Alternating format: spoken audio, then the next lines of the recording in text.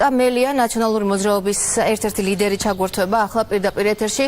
საღამოშიდობისა ბატონო ნიკა, როგორც მოისმინეთ თქვენ ალბათ უკვე პრემიერის განცხადება, მან დატოვა თანამდებობა. როგორია თქვენი შეფასება? მოგესალმებით, პირდაპირ გეტყვით, ბევრი ვერაფერი ვერ გავიგე მისი საუბრისგან. ბევრად უფრო ღირსეულად წავიდა ბატონი ღარიბაშვილი და რას გულისხმობ. ბატონი ღარიბაშვილმა ის მაინც თქვა, რომ იცით რა, ბიძინამ დამნიშნა და ბიძინამ გამიშვა. ბატონმა კვირიკაშვილმა თქვა შემდეგი, რომ თითქოს მას აქვს უთანხმოება თვეების განმავლობაში ხედვითა დაკავშირებით პარტიის თავმჯდომარეს.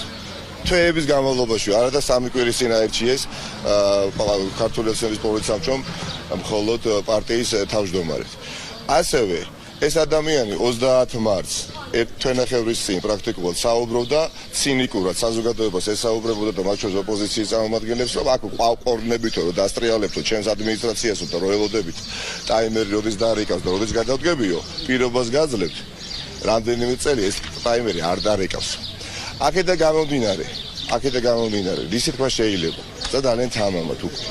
დიახაც საზოგადოების ეს არის პირველი, მაგრამ ძალიან პატარა ჯერ გამარჯვება, ეს არის უკანასკნელი მთავრობა, რომელსაც ბიძინა ივანიშვილი წარადგენს, უკანასკნელი მთავრობა, ყველაფერი დამთავრდება შემოდგომაზე.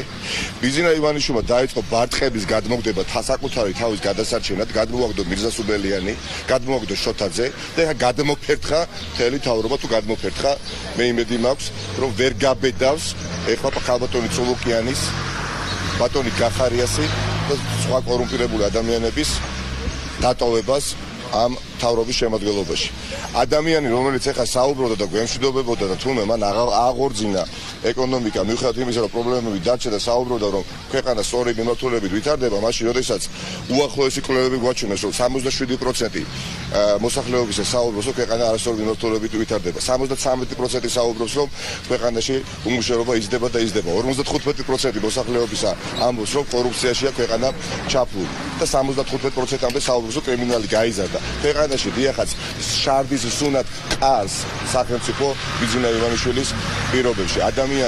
ადამიანებს ბიძინა ივანიშვილის გინებისთვის და ქართული ოცნების გინებისთვის შარდს სახეზე უსმენენ.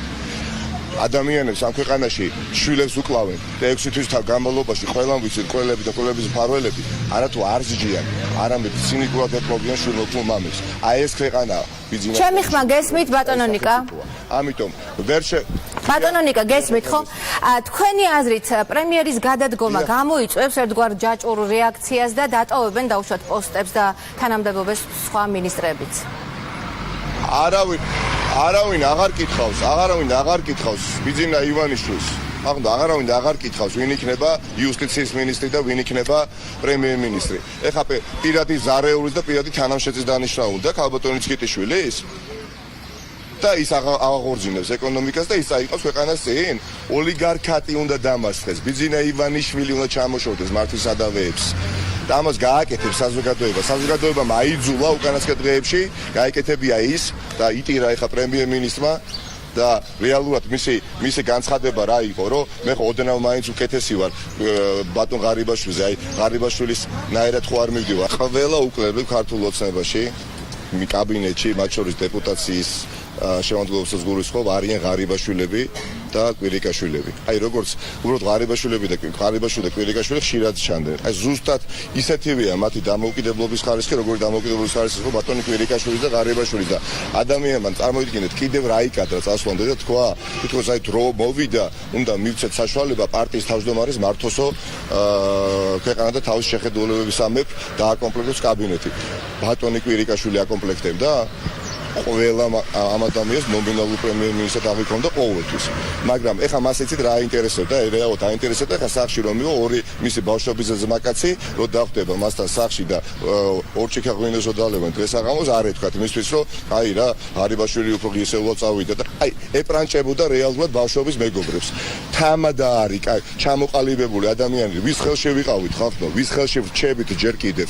ეს გამარჯვება ბოლომდე უნდა მივიყვანოთ, არ უნდა გავჩერდეთ, არ უნდა გავჩერდეთ. მე ხარ რუსთავში ვდგება პროკურატურასთან, სადაც დიდი მადლობა ბატონო ნიკა. იმის აგიოთ რეალურად დასაჯონ კვლელები და დასაჯონ ქართული ოცნების ადამიანები, ვინც შარდი წაუსვა სახეზე ადამიანს, ბიძინა ივანიშვილი შეაგინა. საცეცებს სხვაგან ეძებენ დიდი მადლობა. განტევების ვაცებს და ბიძინა ივანიშვილს მოუწევს წელსვე დამშვიდობება და თუ ეცოტავა ხალხი ქართულოცნებას რუსთაველის გამზირზე კი ბატონო დაგვინახავთ და ნაციონალური მოძრაობის ლიდერი ნიკა მელია საუბრობდა პირდაპირ ეთერში